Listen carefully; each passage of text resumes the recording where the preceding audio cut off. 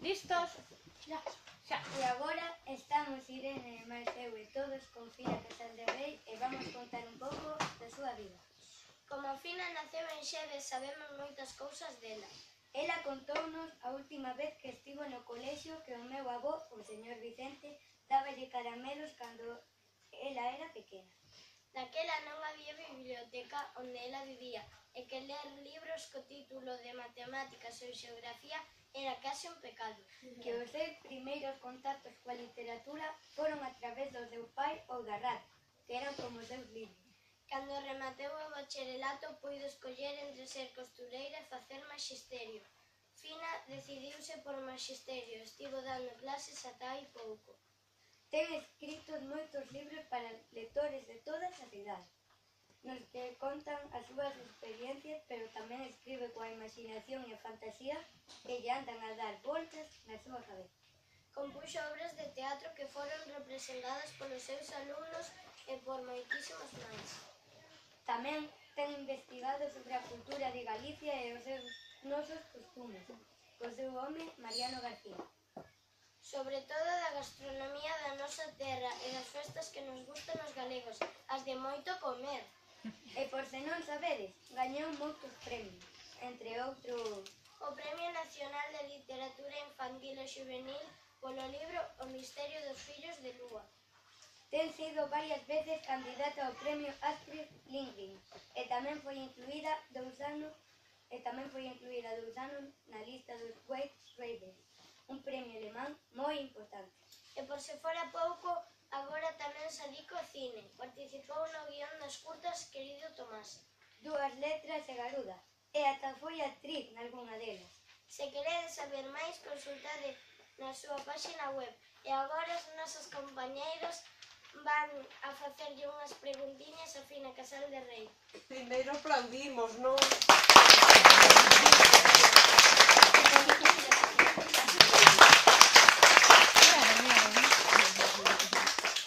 Estes xornalistas intrépidos que estades facendo todos moi ben e vos tamén que estar aí e portarse así cando toca recreo. Queremos dar a coñecer Xeve a outros países do mundo. Ti naceches aquí, como era Xeve daquela? Pois para min Xeve era o mundo. O mundo inteiro era Xeve, non había máis nada, non coñecía máis nada e parecíame que me abondaba, que chegaba. O mundo que había para min na palma dunha man e así podía dominalo. Os recordos que teño de cando era moito máis nova que vos era de vestirme de anxo aí arriba, son a vos os de Pampín, siguen chamando así? Pois por ali vestíanme nunha desas casas de anxo, un traxe emprestado, e acórdome que eu non sabía nin para que era para ir nun carriño na procesión da misa do día, da festa, en Xeve, e eu xa estaba cansa de que andaran vestíndome así, e cando me ian poñer as ás, dixeronme, anda, que xa falta pouquiño, que chimos poñer as ás. Eu dixen, e logo iderme vestir de paxarín, pero era de anxo. Bueno, eso non sei se é un recordo propio, ou se é de tanto escoitarlle a miña nai. En Xeve casou meu pai e a miña nai, e eu fun á súa boda, cando tiña 13 meses. E polo visto, dicía, brindaba, dicía, bota viño, bota. Diz que falei moi pronto. Pois fun á boda de meus pais. Meus pais teñen, como todas as historias de amor, unha historia moi bonita. E nela estou eu, no medio, que nacín, polo visto, antes de cando me tocaba nacer. Nacín antes de que casaran. E iso non significa que non se quixesen moitísimo, moitísimo. Pois, iso, como todas as historias de amor, unha historia bonita. Logo xa, cando era como a vos, só viña a Xeve, pois, moi a miúdo, pero vivía en Lérez. Viña, para min Xeve era o tempo de diversión, era o tempo de verán, era o tempo das festas, era o tempo de ligar con aquel mozo da orquestra que lle brillaba tanta chaqueta, que o que me escribiu a primeira carta de amor, pero claro, tiña tantos erros ortográficos gordos que xa non lle contestei. Ao mellor hoxe contestáballe, pero daquela non. Son moitos os recordos, todos bonitos que teño de Xeve, de ameazar a meu avó Francisco Fraga, de ameazalo con tirarlle pedras ata máis non poder, porque el metíase comigo, facíame rabiar e eu decíalle: cando sexas vello, heite moer a pedradas. Eu nunca o fixi. Despois non foi iso que máis me apeteceu, máis ben todo o contrario, pero a verdade é que yo dixo. Tiña un tío que sigue vivindo en Xeve, Vicente, que traballou en cousas relacionadas coa construción, que foi aparellador, delineantes, agora está xubilado, pero pouco máis vello é que a min. E recordo que facía casiñas xa de pequeno, cando era como a vos. Como o pai traballaba na construción, meu avó, el facía casiñas para os cans, a eira estaba chea de casetas para os cans. Un mundo delas feitas por el. E a min iso parecíame máxico. Non precisaba máis mundo que a Xeve. Tampouco o coñecía. Xeve para min era o mundo. Outra pregunta. Cando ti eras pequena, a xente falaba máis ou menos galego que agora? Onde eu vivía máis. É posible que agora todo o mundo se quere o saiba falar, aínda que viva na cidade, aínda que habitualmente non o fale, que o saiba falar e incluso con máis corrección, mellor falado que cando eu era pequena. Sen embargo, entristeceme moitísimo chegar aos coles e mirar ao meu redor que despois de tanto traballo, tanto que fixeron montóns de mestres e moitísima xente, logo dunha ditadura que houbo, é dicir, dun momento de pouquiñas liberdades, de ventás pechadas á liberdade, de silencios de cheos de mentiras, de cousas que descoñecíamos todos. Agora que sabemos que existiu Rosalía escribindo en galego maravillas, que existiron outros moitos autores escribindo contos tan bonitos como Dieste, Fole, dos que eu, cando era como a vos, non tiña nin idea. Non nos falaban diso, berrábanos por falar en galego, mais ao sair da escola falábamos. E agora que non vos berran, non sei que fallou, non sei que está pasando, que é unha pena que nacendo con dúas linguas debaixo do brazo. Yo tamén puedo hablar castellano e non pasa nada. Hablaré con mi castellano de Galicia, pero me entiendo perfectamente con los de otras zonas. Et même je peux parler un petit peu de français parce que je l'étudié dans l'école d'idiomas jusqu'à la 4e année. Oxalá puidese facervos así con moreas de linguas. Oxalá eu soubese moitísimas linguas. Para demostrarvos que iso non significa que teñas que esquecer a túa. É como quen ten moitas casas, herdou varias casas, e resulta que na que vive é que non limpa. É un pouquinho absurdo, verdade? Facemos cousas moi absurdas ás veces. Non tendes culpa para nadiña, nin vos nin os vosos pais. É a sociedade, son as circunstancias, son os que van de intelectuais pola vida. Por exemplo, na universidade, por que os mozos e as mozas, cando acaban as carreiras, non saen convencidos de abrir as portas do mundo en galego? Porque algo falla ali. Tamén, sei que vos estou contando un rollo, pero dígovos que o galego é unha lingua tan bonita como calquera outra. É mentira que sexa máis bruta. É bruta se o que fala é un bruto, fale na lingua que fale. Ao galego, eu cando vou fora, ás veces pídenme, rapaces pois de Murcia ou de por aí, dinme, háblanos un trocito, un poquitito en castellano, perdón, en galego, en gallego, din. Eu falo e se din, que bonito, como a nós non nos parece bonita, serve para comernos o mundo igual. A min, os premios que recibín de literatura, que din que son importantes, o Premio Nacional, o Premio de B, eu tiña escrito eses libros só en galego, e máis abriron máis portas igual. O que tens que facelo é ben. A lingua, eu que sei, contaríavos unha anécdota que a mí me parece entrañable. Miña nai, podo contala? Sí. Miña nai, que ten agora, vai facer 86 anos en abril, era de Xeve. Bueno, pois falou toda a vida galego, pero nunca escribiu en galego. O pouquiño que aprendeu na escola foi sempre só en castelán, a ler e escribir, nada máis. Cando morreu meu pai, xa hai bastantes anos, bueno, ela, como todas as persoas cando se queren, para ela fundiuse o mundo, foi como se lle arrincasen un brazo, entón puxose moi triste durante moito tempo. E sabedes que facía para, como che piden os psiquiatras, para que te cures dese dolor un pouquiño, que escribise o que sentía. E miña nai, indo pouco á escola, converteuse en poeta.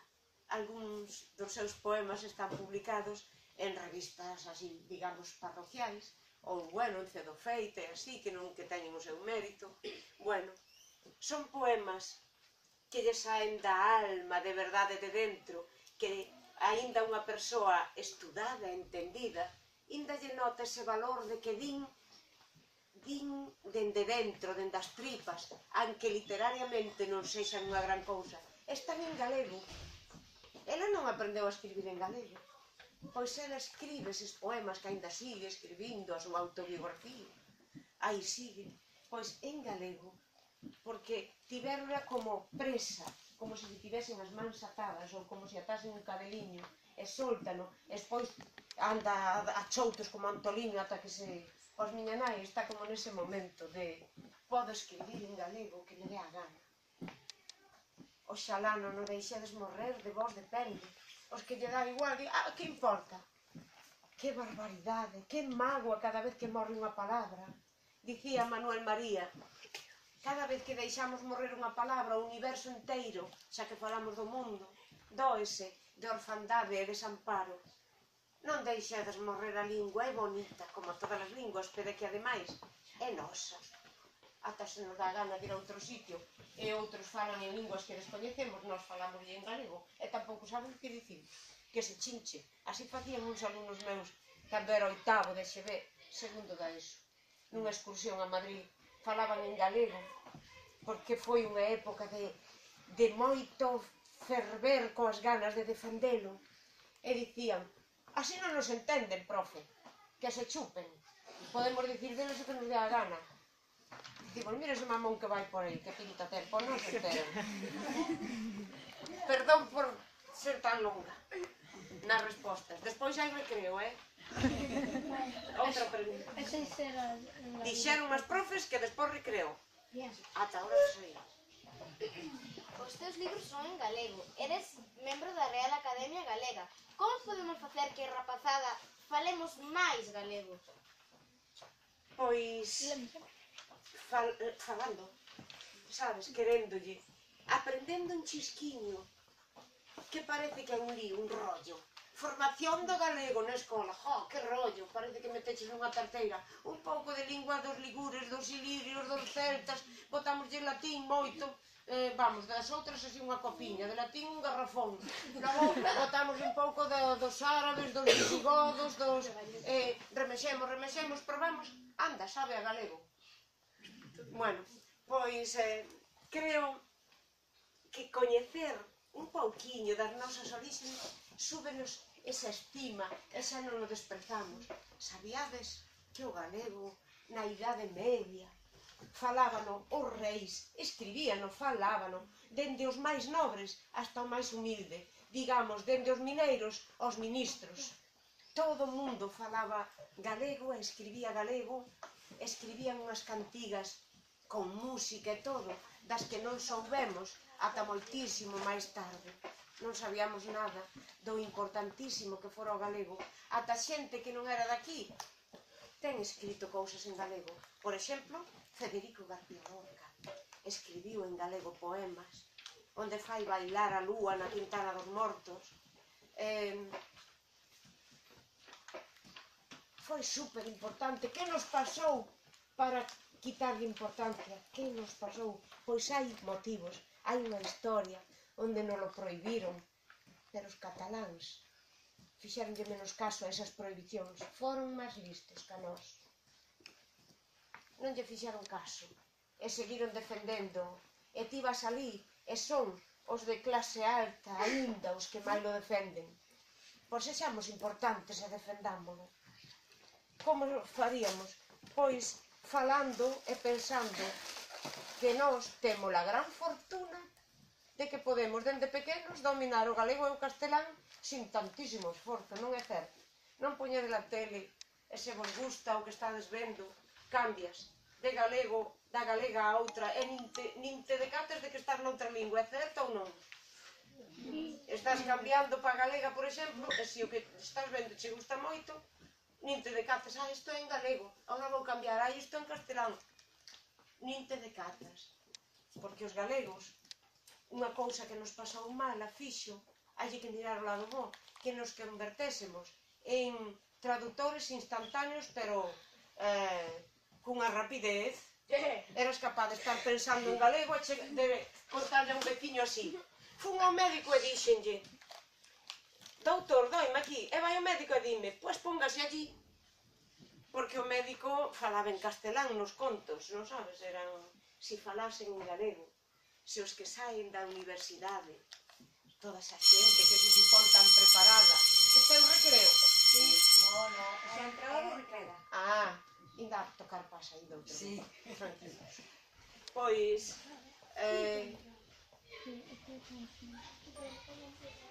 non, si ti iso que acabas de decir, es que a lo mejor non sei que, se o dixen galego, sou igual de bonito, pero non ten que ser a forza, sabes? Ten que ser porque queirades.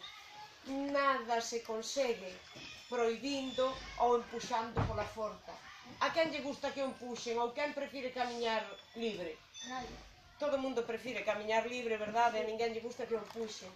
Pois o galego tampouco é empuxando, penso eu, pero sí intentando entender que nos pasou, por que o desprezamos, por que preferimos falar en castelán, que non teño nada en contra. Eu mesma traduzo ao castelán moitos dos meus libros e quero que os lean tamén outros nenos. Nos traduzo ao chinés porque non sei. Traducen outros, están traducindo agora, pero eu non podo, non sei. Pero, por que non falar un pouquiño máis? Ao mellor ao principio custache, incluso champurreas, e faz así unha mestura, non pasa nada. Ti sóltate, déixate voar e fala. Non che vai facer mal ningún. A mí non me fixe mal ningún. Mira, teño 63 anos e non estou tan terrible. Son moi maior. Tive moitísima sorte. Yo creía que tenía 50 y pico. Vivín, moitas grazas, vos teño 63 e vivín moitísimos anos. Este ano fago 64. Verás, cumprir anos por facer un inciso, unha digresión, un inciso, unha parte. Cumprir anos non é ninguna desgraza. Unha desgraza é morrer novo, ou non? Sí. Oxalá algún día vos miredes ao espello e fagades como a min e digades algún día: ostres, que maior son, mira que enrugas, mira pa aquí. Bueno, porque viví moitos anos, que é unha sorte. Oxalá vos un día, non ten que ser mañá, a modo, tranquilo, pero oxalá un día oidades facer como a min. Veña. Que che parece que rapaces de Sheffield, de Cork, de Finlandia teñen interés por coñecernos? De Cork tamén? Sí. Sabías que estiven en Cork?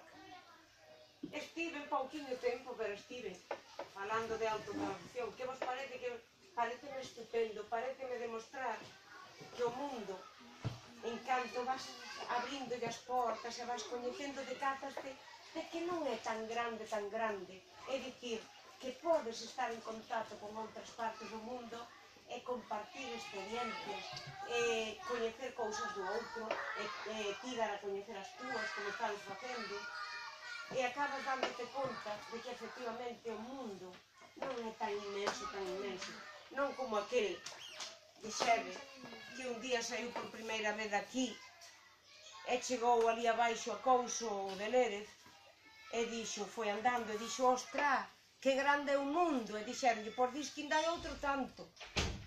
Non, hai máis, pero ainda así, unha vez que coñeces sitios que antes non coñecías, xa non che parece que estén tan lonxe.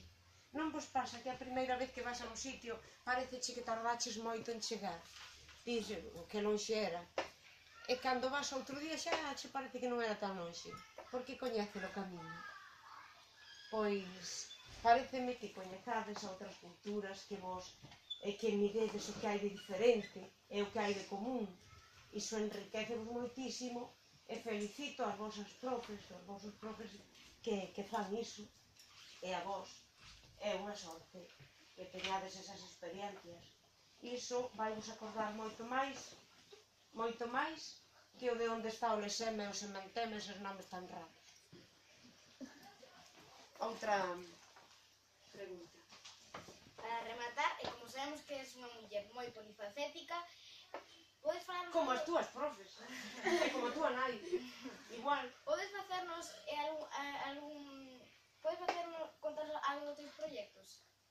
Sí, incluso como falei demais, incluso co que estou agora xa che falei, que estou moi ilusionada e con moito medo, porque xa non estou en idade de facer as cousas mal, sabes? Eso xa me fastidia, xa non estou probando, xa o que vos ensine quero que estea ben. Entón, non sei, a ver como quedou a rodaxe, falta pouquiño, nos gravar o sábado o que falta, a rodar, o que falta. Ese é o último proxecto, pero, bueno, hai outro. Mira, cousas novas que eu non fixera antes, a miña idade, por exemplo, escribir cancións que outro mestre está poñéndolle música e ademais cantándoas, poñéndolle unha animación e así, outro mestre. Porque os mestres e as mestras non te digas a ninguén. Non sabemos moito de nada, pero sabemos un pouquinho de todo, somos capaces de atrevernos, mesmo co que non sabemos, para ser capaz de ensinárvolo a vos. Ao mesmo tempo que aprendemos, ensinámoslo. Así somos esta xente. Porque eu fui mestra uns pouquinhos anos, 40. Sabedes de todo ese tempo dando clase o que moitas cousas me quedaron dentro para sempre, pero unha delas calé, unha das que máis, o momento en que unha profe descubre que un alumno sabe ler. Un pai e unha nai sinte iso que nós sentimos se ten 2 fillos 2 veces, se ten 3 veces, se ten 4 veces. Pero unha profe pode o sentir así de veces. E cando ti estás dando clase a pequenos de primeiro e descubres que xa rompe, decimos así, rompe a ler, é como cada un vas para casa dicindo hoxe 2, e dis ontre 3, hoxe 2, é como se te estivesen nacendo pitiños que saen do ovo e sintes por dentro unha satisfacción enorme, inmensa. As profes seguro que me entenden. Os que tendes irmáns pequeniños tamén. Está, xa as preguntas. Pois, eu creo que lles hai que aplaudir.